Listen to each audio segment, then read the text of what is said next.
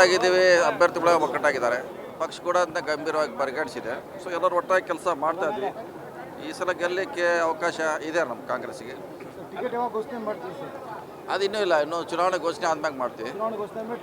ಆದ್ಮ್ಯಾಗ ಮಾಡ್ತೀವಿ. ಅಲ್ಲಿವರೆಗೆ ಸಂಘಟನೆ ನಿರಂತರವಾಗಿ ಜಾರಿಯಲ್ಲಿರುತ್ತೆ. ಸರ್, ಯಾರಾದ್ರೂ ಪಕ್ಷಕ್ಕೆ ಒಳಗೊಡ್ತಾ ಕೊಡ್ತೀರಾ? ನೀವು ತಾವು ಭಾಷಣ ಉದ್ದಕ್ಕೂ ಅದೇ ಮಾತಿತ್ತು ಸರ್, ಬಿಟ್ಟು ಹೋಗೋರು ಹೋಗ್ಬಿಡ್ರಿ, ಬಿಟ್ಟು ಹೋಗೋರು ಹೋಗ್ಬಿಡ್ರಿ. ಹೌದು, ಮನೆಗೆ ಹೋಗೋದು ಬೇಡಲ್ಲ. ಮನೆಗೆ ಹೋಗೋದು ಬದಲಾಗಿ ಹಿಂದೆ ಆದಂಥ ಘಟನೆಗಳು ಮತ್ತೆ ಆಗಬಾರ್ದು. ಹಿಂದೆ ನಾವು ಸೋಲಿಕೆ ಆಗಿದೆ, ಒಳ ಒಪ್ಪಂದದಿಂದ ಸೋತಿದ್ದೀವಿ, ಮತ್ತೆ ಈಗ ಆಗಬಾರ್ದು ಅನ್ನೋದು ನಮ್ಮ ಉದ್ದೇಶ ಅಷ್ಟೇ. ಏನು ಮಾಡ್ತೀವಿ ಸರ್ ಒಳ ಒಪ್ಪಂದ ಹೋಗೋರು ಏನು ಮಾಡ್ತೀವಿ? ಹೇಳಿದಿಲ್ಲ ಅವ್ರು ಯಾರು, ಈಗ ಹೇಳಲಿಕ್ಕಾಗಲ್ಲ. ಟಿಕೆಟ್ ಘೋಷಣೆ ಆದ್ಮೇಲೆ ಅದೆಲ್ಲ ಪ್ರಾರಂಭ ಆಗೋದು, ಇರ್ತಾರೋ ಹೋಗ್ತಾರೋ ಅಂತ. ಸೊ ಅಲ್ಲಿವ್ರಿಗೆ ಕಾದು ನೋಡೋಣ ಅಷ್ಟೇ.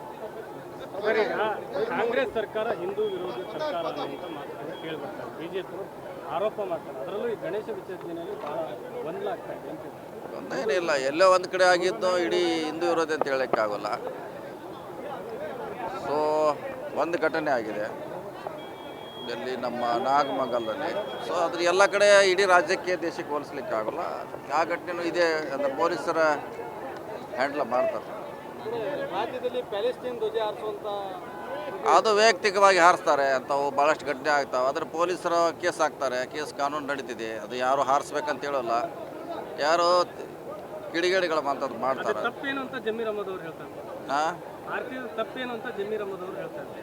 ಇಲ್ಲ, ಬೇರೆ ದೇಶದ್ದು ಜೆಂಡಾ ಡಿಪೆಂಡ್ ಅಪಾನ್ ಆ ದೇಶ ಸಂಬಂಧ ಹೆಂಗಿರ್ತದೆ ಅದು ಕೂಡ ಭಾಳ ಮುಖ್ಯ. ಒಳ್ಳೆಯ ಸಂಬಂಧ ಇದ್ದರೆ ಹಾರಿಸ್ಬೋದು. ಆದರೆ ಉದಾಹರಣೆ ಪಾಕಿಸ್ತಾನ ಜೆಂಡಾ ನಾವು ಹಾರಿಸೋಕ್ಕೆಲ್ಲ ವಿರೋಧ ಮಾಡ್ತೀವಿ, ಯಾಕಂದರೆ ಸಂಬಂಧ ಸರಿ ಇಲ್ಲ. ಸೊ ಒಂದು ಕಡೆ ಒಳ್ಳೆಯ ಸಂಬಂಧ ಇದ್ದರೆ ಹಾರಿಸ್ಬೋದು, ಹಾರಿಸಬಾರ್ದು ಇಲ್ಲ. ಆದರೆ ನಮ್ಗೆ ವಿರೋಧ ಇರೋಂಥ ದೇಶಗಳ ಬಾವುಟ ಹಾರಿಸಿದ್ರೆ ಅದಕ್ಕೆ ವಿರೋಧ ಮಾಡಬೇಕಾಗ್ತದೆ. SIT ಅಂದರೆ ಶಿವಕುಮಾರ್ ಮತ್ತು ಸಿದ್ದರಾಮಯ್ಯ ಸಮಿತಿ ಅಂತೇಳಿ ಕುಮಾರಸ್ವಾಮಿ ಆರೋಪ ಹೇಳ್ತಾರೆ, ಹಾಗೆ ಹೇಳ್ತಾರೆ, ಮಾಡೋರು ಮಾಡ್ತಾರೆ. ಮತ್ತು ಅವರಿದ್ದಾಗ SIT ಇತ್ತಲ್ಲ, ಅವ್ರ ಸರ್ಕಾರ ಇದ್ದಾಗ ಅದೇ SIT, ಅದೇ ಲೋಕಾಯುಕ್ತ ಇತ್ತು. ಸೊ ಈಗೂ ಅದೇ ಇದೆ, ಅವರೇ ಅದೇ ಕಾನೂನು, ಅದೇ ಅಧಿಕಾರಿಗಳ. ಸೊ ಅದ್ರ ಮ್ಯಾಗ ನಂಬಿಕೆ ಇಡಬೇಕಾಗಿತ್ತು ನಾವು.